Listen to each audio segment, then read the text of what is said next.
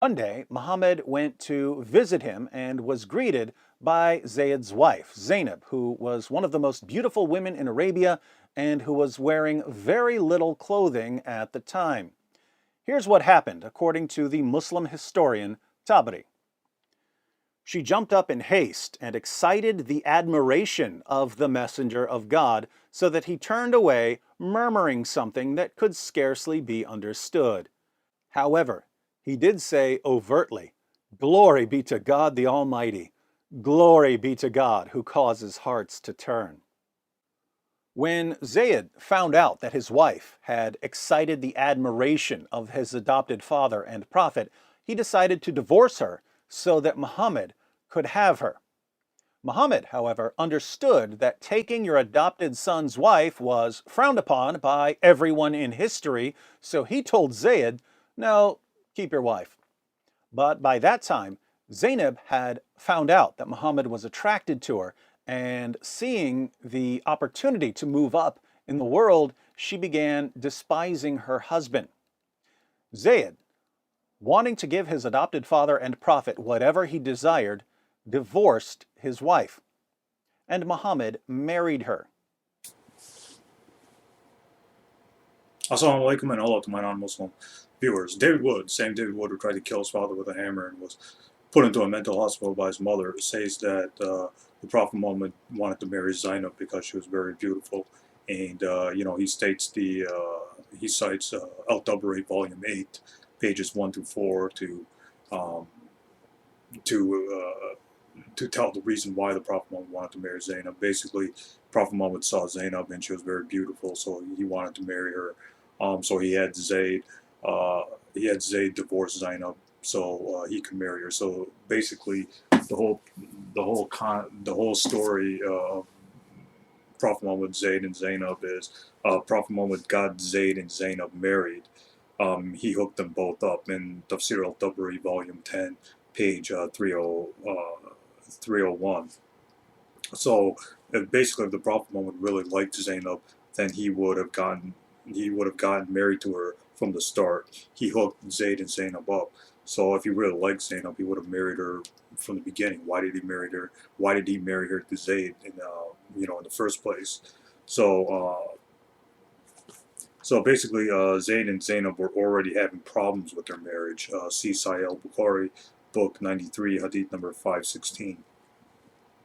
And then as for the Al-Tabari story, the Al-Tabari story is found in the History of Al-Tabari, Volume 8, pages 1 through 4, like I said in the beginning. However, this story is false because there's no isnads, or there's no chains of transmission for it. There are many false stories about the Prophet Muhammad in the Tafsir literature in Al-Tabari. So basically, David Wood cites from this book, the History of Al-Tabari. Although this is Volume 1, this is Al-Tabari explains his methodology, he explains, how he got his stories and stuff like that.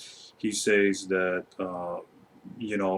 in such cases, he should know that it's not our fault that such information comes to him, but the fault of someone who's transmitted it to us. We have merely reported it as it was reported to us.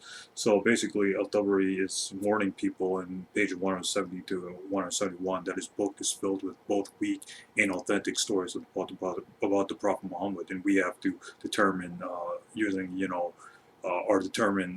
chains of transmission, or using chains of transmission to see whether those stories are authentic or not. So I had a PDF format of the History of Al-Tabari Volume 8. I don't have it in book format, but I have it on my I have it on my iPhone and stuff like that. So the first chain of transmission has al-Waqidi in it, and it says according to Muhammad Umar al-Waqidi. So al-Waqidi was a known liar in hadith studies. He was a known fabricator of hadith. So the first story can be knocked out, or it can be dismissed because it's a false story, because there's a known liar in the chain of transmission for it. All right, so the second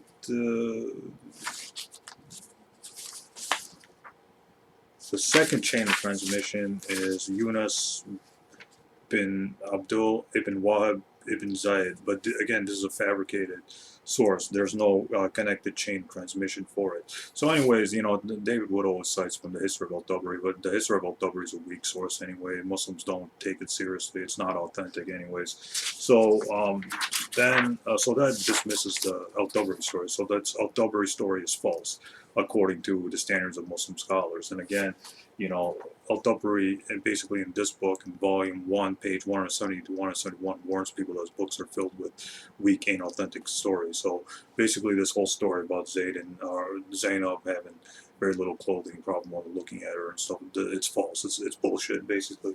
So then he states that, well, adoption was already banned before the Prophet Muhammad married Zaynab.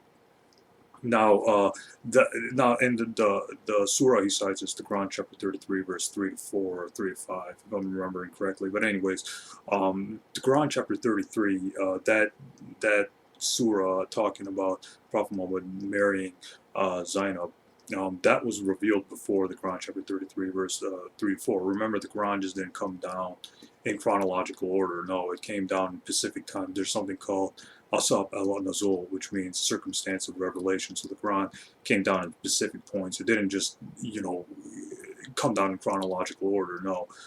Like Surah Fatiha wasn't, like the first chapter of the Quran, just Surah Fatiha wasn't the first chapter of the Quran revealed. It came down in specific points, specific time. But anyways, pre-Islamic, according to Tafsir Ibn Kathir, part 22, page 23 to 24, pre-Islamic culture had the idea that adopted sons were like the biological, real sons of, you know, the people who were adopting them.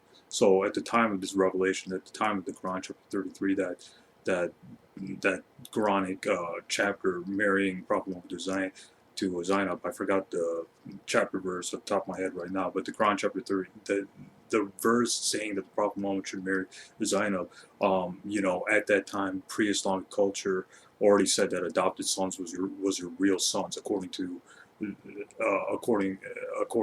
like at that time of revelation of the Quran chapter 33, and this is found Tafsir Ibn Kathir, part 22, page 23 to page 24. So basically, the Prophet Muhammad didn't want to marry Zaynab to begin with.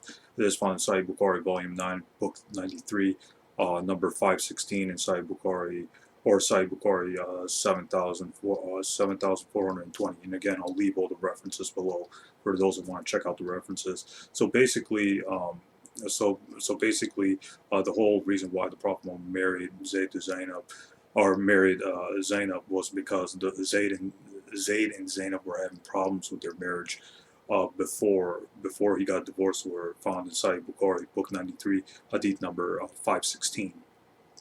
And then you know, Prophet Muhammad married her to show that the adopted son is not your real son. So the whole reason for that marriage was to cancel out adoption.